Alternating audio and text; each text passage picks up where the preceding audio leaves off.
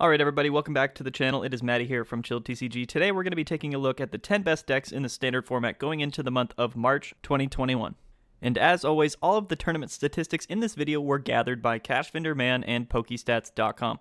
The Pokestats CP rankings are from the entire month of January, so from January 1st to February 1st, and the CP is based off of all of the top cut placements from online PTCGO events over the past 30 days. With all that being said, big shout out to Cash Vendor Man at Cashman27 there on Twitter, and Pokestats, which is actually ptcgstats.com.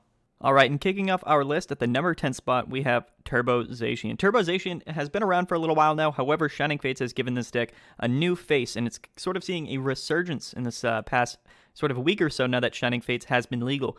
Turbo Zacian, before, it was utilizing things like the Mr. Mime, and the Jirachi Prism Star, but now we see that it's utilizing Rusted Sword as well as Galarian Berserker to kind of boost the damage and kind of make up that damage threshold that you're losing when you're not playing things like ADP. Now, Turbo Zacian doesn't get to take multiple prize cards, but Turbo Zacian is one-hit KOing most things right now in the format. I think with even Leon thrown in this deck, you can reach up to 320 damage for 3 energies. An incredible fast-paced deck here. At number 10 with 287 CP, actually very impressive to make this list with only 1 week technically of this deck being around. It got 6th at the Hexters number 33, 8th at Hexters number 31, 8th at the Sunday Open on the 21st, 14th as well at the Sunday Open on the 21st, and 24th at Hexter number 31. So, no incredible placement so far in this first week of Turbo Zacian. It's been pretty consistent. It's seen a decent amount of play, but nothing outside or inside rather of top 4, anything like that. So, definitely pretty consistent. Overall, I think it's a very powerful deck list, a great deck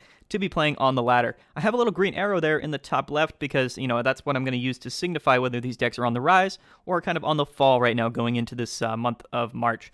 Of course, Turbo Zacian is a new deck, right? So since it's a new deck and it's yet to sort of be tested and, verified and refined, it's definitely on the up in my opinion. Next month on the list, we definitely will see Turbo Zacian a bit higher. So that's the reason we have that green arrow here. But yeah, like I said, Rusted Sword, plus 30 damage to the Zacian, plus the Berserker, you can get a couple of those on your bench. Maybe play a Leon or two. This thing is hitting absurd damage, and now, Zacian is confidently able to KO all tag team Pokemon. Getting those 3 prize attacks off, just incredible. We are utilizing Ditto V in some of these decks as well. People are, of course, focusing on Zacian V, but with things like Zamazenta V, which can be very useful for this deck, we can run a Ditto V and run just maybe one Zamazenta, and Ditto can transform into either a Zacian or a Zamazenta, depending on which one you need. So Ditto V, also a very good card in this deck list. Alright, and next up on our list at number 9, we have Coalossal VMAX with 352 CP. Coalossal VMAX has been around here for a little while. It's been pretty consistent, and its placements have actually been fairly impressive. It got 1st at the Pokemon League, 4th at E&D's number 5, 10th at the GG Tour Cup number 4, 12th at Epoch on the 21st, and 13th at Hexter number 29. The Coalossal list really hasn't changed much in the last month or so. We are still running Orangurus, Rotom Phone, still utilizing that powerful stone energy. Coalossal VMAX, man, it can be pretty consistent. Sometimes, you can hit a rough patch with this deck, but for the most part, it does what it does, and it definitely has a good matchup spread. Coalossal, it's just honestly probably the best deck archetype to come out of Vivid Voltage. Rest in peace, Orbeetle. Almost made the list, but you know what? Coalossal VMAX, definitely not bad. Number 9 this month. We have an up arrow for Coalossal. The reason for this being, yes, Turbo Zacian's on the rise. ADP is going to be on the rise as well because of Rusted Sword. But with Coalossal VMAX, it's 330 HP with Stone Energies. You're almost always out of range of getting sort of one-shotted by Turbo Zacian. You're two-shotting all of those cards that, are threats to you. And Eternatus VMAX, still one of the most predominant forces right now in our standard format, and Coalossal VMAX seems to have a pretty good matchup against it. Of course, Pikarom seems like it might be a down, on the downward trend now that Rusted Sword has been printed, but, Coalossal VMAX doesn't really mind too much. Maybe now we just don't tech Mimikyu into the deck, but, I still think that Pikarom will see a decent amount of play. I think that Eternatus is probably the most played deck right now in the format. Coalossal VMAX, has a good matchup against Etern. Might not be one of the best decks in our format, Coalossal VMAX, but definitely in the top 10, and I think its spot right now in the meta definitely is going to be improved now that Shining Fates has come out. But yeah, nothing too different with Coalossal VMAX. It's nice to see this guy up on the list, give some sort of representation to these Vivid Voltage cards.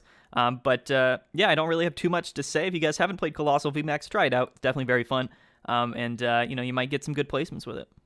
And at number 8 on our list this month, we actually have Mad Party. Now, Mad Party showed up on this list last month for the first time ever. and it's sticking around. It's still very consistent, probably one of the best single prize archetypes that we have in the format right now. A lot of work has been done on this Poltegeist, card, in this Mad Party list. Mad Party, it's better than it ever has been right now. People have really kind of figured out the best way to play this deck. For the most part, right? I mean, the deck might change here in the future, but you know what? For the deck list right now that we have, definitely very consistent. Kind of one of those very high highs and very low lows decks. Sometimes it just goes awful for you, and if you don't get that hot start and you kind of, teeter off mid-game, you're probably not going to last. But Mad Party likes to play aggressive. If you get a good start and you kind of carry that through into the mid and late game, Mad Party can be absolutely devastating. We do have the Giovanni's Exile to discard those Dedennes. We're running 3 Dedennes in these deck lists these days, and of course, all of those great Mad Party Pokemon and the attackers. Poltegeist, probably one of the most significant Mad Party Pokemon in this deck with the T-Break ability. The great attack, all that good stuff. 595 CP this month. Definitely not bad at all. I got second at Chill Series number 20, third at the Hexter number 27, fourth at LOS number 21, fifth at Advantage number 10, and eighth at LOS number 20. I have a little yellow mark there because preferably, honestly, I don't think that Mad Party is going to be changing too much right now. Or at least its place isn't going to be changing too much in the next month or so. I still think that Mad Party will probably see a decent amount of play. In terms of single prize archetypes, maybe budget decks, Mad Party is probably up there as the best. And I don't think that, the inclusion of Rusted Sword is going to, affect Mad Party too much. The ADP matchup can be kind of up in the air, whether you guys think that that's a good matchup or a bad matchup.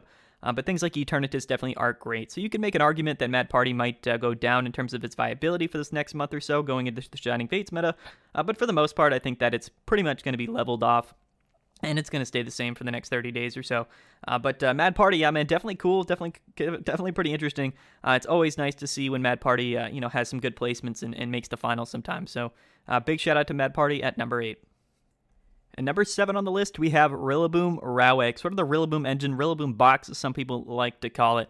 Raug is a very interesting card. It never has seemed to be sort of one of the best decks in the format, but it always has consistent placements. And it always seems to surprise people. It's got 633 CP this month, so nothing too bad, nothing to scoff at all. I got first at Hexter number 32, fifth at the Sunday Open on the 28th, sixth at Hexter number 27, seventh at Epoch on the 21st, and ninth at Hexter number 32. Big shout out to 76ers there. Definitely one of the more consistent Rillaboom players on our online circuit right now. The deck lists are kind of a little bit different sometimes with Raug. Some people are choosing to run just sort of a straight Raug Rillaboom, without sort of the tag call Mewtwo engine. But sometimes they are utilizing things like Double V, which I think is honestly a very good attacker. And the Mewtwo variant is also good as well. You can tech in things like Vileplume and some other, attackers that, the Mewtwo engine would typically run. But for the most part, I think that, Rillaboom Raug lists are remaining fairly consistent. With Telmai's VMAX did just come out in Shining Fates. I don't think that's going to shake up these deck lists too much, but it is something to note. I have a downward arrow for Rillaboom Raug, and the reason for that is because the addition of Rusted Sword in ADP and Turbo Zacian means that, even with Big Charm, Raug, and Mewtwo and Double are not safe from getting KO'd by a boosted Rusted Sword Zacian. And for that reason, this thing, or this deck list honestly has a little bit less of a defensive feel to it. However, it still vibes, it still does pretty well. And to that same effect, Etern VMAX seems to have a pretty good matchup against Rillaboom Raug for the most part, right? For that reason, I can't really put it facing upwards in terms of its placement in the coming meta. Eternatus VMAX, probably the most played deck, probably the best deck in the format right now, and if you don't have a good matchup at least against Eternatus, you're probably not going to be trending up for this next month or so. So you know what, big shout out to Rillaboom Raug. Still one of the best grass decks in the format right now, if not the best grass deck, unless you guess maybe include Decidueye, but Decidueye is actually not on the list this week, spoiler alert. So big shout out to Rillaboom Raug, man, a super cool deck list. Will we see it next month on the list? We'll have to see, but either way, definitely go check it out. Next up, we actually have Lucario and Melmetal GX with Zacian V at number 6. Kind of surprising that Lucario has fallen down this significantly in the past month or so, but you know what? Still 2100 CP, still one of the best decks, most played decks right now in the standard format. I got first at the Gel Cup number 8, third at Chill Series LCQ, third at Hexter number 29, third at Hexter number 26, and fourth at the Sunday Open on the 7th. Lucario Melmetal, it's kind of remained pretty consistent, right? People like Jake Gearhart love to play Pokegears in the list. They just swear by it. Some people are running Crushing Hammers, but for the most part, it's similar lists, right? They're running Tackle Engine, they're running Malolanas, they're going to have Zacian, Zamazentas, Metal Saucer, Lily's Pokédoll. The list at its core is primarily the same, but it is your choice if you decide to go with the Hammers build or maybe a max consistency Pokegear build. But you know what? For the most part, I like Lucario Melmetal. I still think it's a good deck, but you know what? Right now, in the meta, it just seems to be a little bit lackluster compared to some of the other decks that people are choosing to play. Especially going into this next month with Shining Fates being legal. I do believe that Lucario Melmetal will be on a downward trend. We do have Rusted Sword, we have ADP. Now Zacian doesn't really care about your damage reduction, doesn't really care about Metal Goggles. We are still getting that one-hit KO with Turbo Zacian and maybe even ADP as well with Rusted Sword. So, for that reason, I don't think Lucario Melmetal has a good matchup against ADP anymore. We still have Zamazenta's E-Turn. It's still going to be hard to get around Luke Metal if you're playing E-Turn. But you know what? I think that I just don't feel like it's in the top 2 in terms of these Zacian decks. I would put ADP above Luke Metal right now with Shining Fates being legal, and I would put Turbo Zacian above Luke Metal as well with Shining Fates legal. So for that reason, I do believe that it's on a downward trend. We've seen this deck sometimes in the top 4 or top 3 in the past months, but number 6 this month definitely speaks to sort of people's preference in terms of playing Zacian V and how they want to play it. Lucario Melmetal kind of just dropping in play and overall dropping in viability. But you know what? Big shout out to all these players who are still performing well with Lucario Melmetal. Jake Gearhart kind of has lost a little bit of faith in this list now that Rusted Sword has become legal. But you never know. Maybe this deck will come back and surprise us. But for the most part, I think that it's about time for us to let go of Lucario and Melmetal GX. Now, this one might be a shocker to a lot of you. At the number 5 spot, we actually have ADP Zacian. Now, the deck that was first on our lists for so many months in a row has now dropped down to number 5. It still has 2,389 CP, so still a phenomenal list. It got first at Atlas Mini number 22, first at Atlas Mini number 21, second at the Sunday Open on the 7th, second at Sunday Open on the 21st, and fourth at Hexter number 32. Now, ADP Zacian, to be honest with you, before Shining Fates was legal, I do think that ADP Zacian was in a very bad spot right now in the meta. People just weren't choosing to play it. There were a lot of other decks that were outperforming it, and just other decks that were overall more consistent. But now, with Shining Fates legal and the addition of Rusted Sword, I do predict that ADP Zacian will remain, or rather re-emerge as one of the most played and one of the most dominant decks in the format. For that reason, that's why we have an up arrow with ADP here. We still have access to things like Boss's Orders. We have the Mawile GX combo, absolutely nasty. We do have Zamazenta if we want to tech it in there. We have Zacian, we have Aegislash if we want to tech for Decigoons. I mean, with Rusted Sword now, plus the Altered Creation attack, we are now hitting for 290 with Zacians and taking extra prize cards. So for that reason, to be 100% honest with you, I think that ADP Zacian is going to just have a resurgence in play, a resurgence in sort of prominence right now in our meta. And even though it's ranked 5th for this past month, I think that next month's list, we might see this thing even jump back up to the number 1 spot. At least number 2 or 3. I think that ADP Zacian is still an incredibly dangerous list, an incredibly powerful list. And, I really don't have too much to say regards to sort of, what this deck list looks like. There's a lot of different versions. I don't really know which one I'll put up. We do have max consistency ADP. We have ADP hammers. There's a lot of different ways that people are playing this deck, but, for the most part, it's the same combo. It's the same idea. You want to get that Altered Creation GX off. You want to get that Zacian attack off. Maybe Mawile some things onto the bench. Find your bosses. Find your great catchers. Take some 3 prize KOs and win the game. But yeah, ADP Zacian, it was down this past month. It's on the upward trend, I think, now with Shining Fates legal. And even if you're surprised that it's number 5 next month, it will most definitely be higher on the list. And coming in at number 4, we actually have Blacephalon from Unbroken Bonds, Blounds, as some people call it. These days, it's sort of turned into a welder box list. Some people call it Crocephalon. Some people call it Tempozard. Whatever side that you're on, you can definitely make the case that Blacephalon is one of the best decks in the format right now. The placements have been incredibly consistent. This deck list is still tremendously powerful. And depending on how you choose to play it, whether it's straight Blacephalon with an emphasis on Blacephalon, or a Tempozard Cramorant list with an emphasis, or a split even emphasis on Cramorant V, Reshiram, Charizard GX, or Blound, it really doesn't matter. This deck list is always going to be consistent, always going to be good. And I think that, with the Welder engine, with Giant Hearth, Fire Crystal, this deck list is going to be around until rotation at least. I think that number 4 on the spot is honestly pretty fair. You know what I mean? It's got 270 or 2,775 Pokestat CP, still phenomenal. I got first at that most recent GG Tour Cup, number 4. First at LOS number whatever. I typoed there. I apologize. Shout out to Hirosa Mashima. My bad, man. Second at Hexter number 28, second at Hexter's number 32, and second at the Sunday Open on the 28th. So very, very consistent placings for Blacephalon in this past month. I have a little even arrow, the little yellow dash there. That's because overall, I don't think that Blacephalon's going to change too much going into next month. I don't think anything from Shining Fates really kind of disrupts its placement right now in the format. I think that you still have a decent matchup against things like ADP and other VMAX, or other VMAX decks, to be 100% honest with you. I don't think that Blounce is going to differ too much from the number 4 spot. And for that reason, I don't really have it going up or down. I still think Blounce is a phenomenal deck, and, it really hasn't changed much from last month. I think that people are going to continue playing this list. It's oftentimes a debate whether this is the best way to play Welder, or maybe you play Centiskorch VMAX. And spoiler alert, it is next up on the list. But big shout out to Blacephalon. If you are a Blacephalon player, big shout out to you. It's honestly a pretty high level deck. A lot of the matchups can be a little bit confusing, and you really have to balance your resources. So, yeah, man, it's a phenomenal list, and yeah, I don't got too much else to say. All right, and here we are on our top 3 decks. At number 3, we have Centiskorch VMAX. Now, if you look at the Pokestat CP there, 2,776, almost exactly tied with Blacephalon. Blacephalon was just 1 CP less, so virtually, literally, almost exactly the same. And I think that's fair. To be 100% honest with you, I think that the player base for people playing Welder decks is almost evenly split between, Tempo-Zard Crycephalon and Centiskorch VMAX, and it's really a big debate which deck is better. One thing that I do want to notice that is if we combine those 2 decks together into one for the sake just of the video, and we combine the CP together, so pretty much just Welder decks in general are above 5,200 CP. So realistically, you need to realize how powerful Welder decks are in the format right now as a whole. And the 2 Welder decks that primarily people are playing are, of course, Centiskorch VMAX and Blounce. I got first at Sunday Open on the 7th. First at Hexter number 29, second at Hexter number 26, second at Hexter 27, and second at Hexter number 32. So definitely a great run here.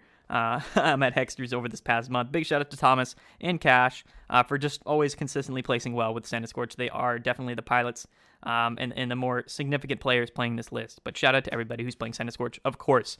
The Jirachi Scoop Up ability version of Centiskorch is probably the most viable, probably the most played version of this deck, and I think that makes sense. It's the most consistent version, but however, it is fair to acknowledge Silvally GX, which people are still playing, and definitely pretty interesting, right? If you're running Silvally GX and Centiskorch these days, you're probably looking for the spice, and, just big shout out to you, man. But yeah, it's just another Welder deck, and it's incredibly consistent. I think that some people might be playing like hammers and some other crazy stuff in Centiskorch right now, but for the most part, those are definitely the 2 main variants. Again, I don't think that its spot right now in the meta is moving significantly. I still think with Rusted Sword coming with Turbo Zacian and ADP, I think Centiskorch has a fine matchup against those decks for the most part. I think that those decks are going to be played more heavily, but I also think that E-Turn is going to be played more heavily, so for that reason, I don't think that it's going to change too much. I think next month we're still going to see this deck within the top 5 for sure. I think that number 3 is a very fair placement for Centiskorch, at least, in this past month. Definitely an impressive deck list, very scary. If this deck gets that hot start, you're definitely going to be afraid of this thing, especially in a best of 1, so yeah, man, big shout out to Centiskorch VMAX and all the homies who play this deck. And coming in at the number 2 spot on our list this month, we do have Pikachu and Zekrom-GX.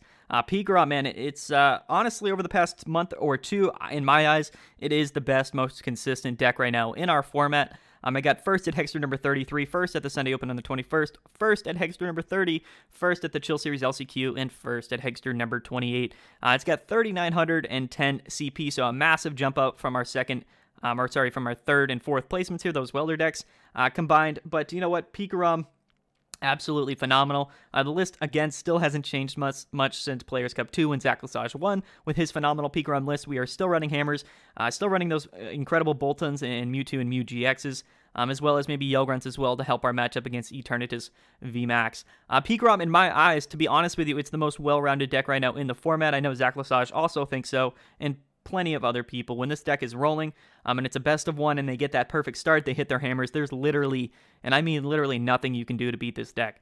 I have it on the downward trend, however, and this, it's debatable, but, in my eyes, I think that Pikarom does struggle for the most part with Eternatus VMAX, and now with ADP coming with the Rusted Sword, Turbo Zacian with the Rusted Sword. Both of those decks and Zacian in those decks is going to have the capability to one-shot everything right now in Pikarom. And for that reason, I cannot give Pikarom an upward trending arrow. I think that next month it's going to see a decline in play. It's going to see a decline in results and consistency. And, that's the reason I have it on a downward trend. I think that number 2 for this past month is definitely accurate. I would maybe even make an argument that it could be number 1. But, of course, we go by the numbers. We go by the actual statistics here gathered by PokeStats. And number 2 is where it fell on this list. I don't have too much to say. Honestly, the lists haven't changed too much for Pikarom. It's still one of the best decks in the format. I think that playing this deck in the next month or so is not going to be a great decision. You're going to be afraid of things like ADP, E-Turn, Turbo Zacian, and those are all probably going to be some of the most played decks right now in the format. But that being said, I still think that Pikarom can come back, have a really good run, get some good draws, get some good, coin flips on their hammers, and can still beat any deck in the format. But, if I had to choose a deck right now going into the Shining Fates format, Pikarom probably wouldn't be in my top 3. All right, and at number 1 on our list this month, we have what many people consider to be the most powerful and best deck in our standard format, and that, of course, is Eternatus VMAX. If we look at the placements here, first at LOS number 21, first at the Sunday Open on the 28th, first at Chill Series 19, first at Crollo number 3, and first at E&D's number 4. In terms of PokeStats CP, we have 5,462. Absolutely just so much more than any other deck right now on this list. It's just incredible how many people are playing Eternatus VMAX and how consistently it's just dominating the format. What's interesting, though, is that Eternatus VMAX has become much more, accessible in the past month or two. A lot of more people are able to sort of get this deck, purchase these cards, or find these cards on PTCGO, maybe trade for them, and bring this deck to a tournament and just start destroying people. There's definitely a lot of different variants of Eternatus VMAX. I'm not even sure which one I'll have up on the screen right now. But Yveltal, definitely an incredibly useful card in this matchup. Gives this deck an incredible pivot to switch into after you get knocked out. Free Retreat is phenomenal, and that derail ability can also be very good in the Ditto matchup. However, we do have the Poison variant, things like Galarian Slowbro V, Toxicroak, and Hiding Energy. Definitely a powerful build in a list that did win Chill Series number 19. Shout out to Fernando. Poison and E-Turn, it's not as consistent, probably the not most played version of Eternatus right now, but definitely the most powerful. I mean, being able to hit upwards of 320 damage for 2 energies is absolutely ridiculous. And of course, a lot of people are playing Crushing Hammers. Crushing Hammers is very good in the ADP matchup, very good when you're playing against other E-Turn VMAXs, and for that reason, I think that it's entirely appropriate to be running Crushing Hammers in your Eternatus deck. Honestly, I have this deck on an upward trend.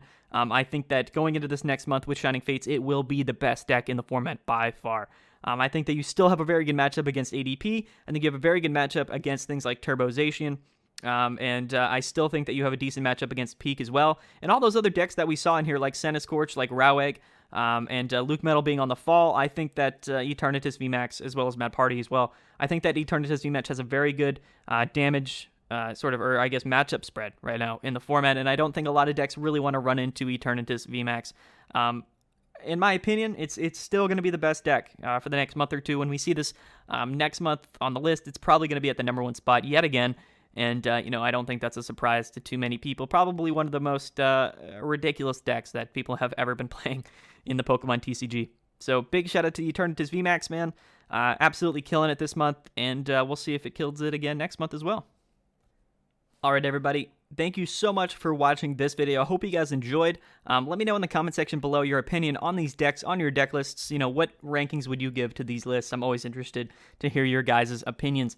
As always, big shout out to all of our channel members. You guys are the reason that I'm able to do this every week, every day. Thank you guys for supporting me. It means the world for sure. Hit the subscribe button if you liked this video, if you liked the channel. Press the like button if you also like the video, because why not? And definitely go check out our Chill Series tournaments, which are every single Wednesday. We are sponsored by Card Cavern Trading Cards, so big shout out to them. Our Chill Series tournaments are oftentimes free entry. They're premier, weekly, single day PTCGO tournaments, and I highly recommend playing in them. You might even make a video one of these days. But that being said, all right, guys, we're gonna get out of here. Thank you guys so much for watching. I've been Matty from Chill TCG, and we will see you guys probably tomorrow.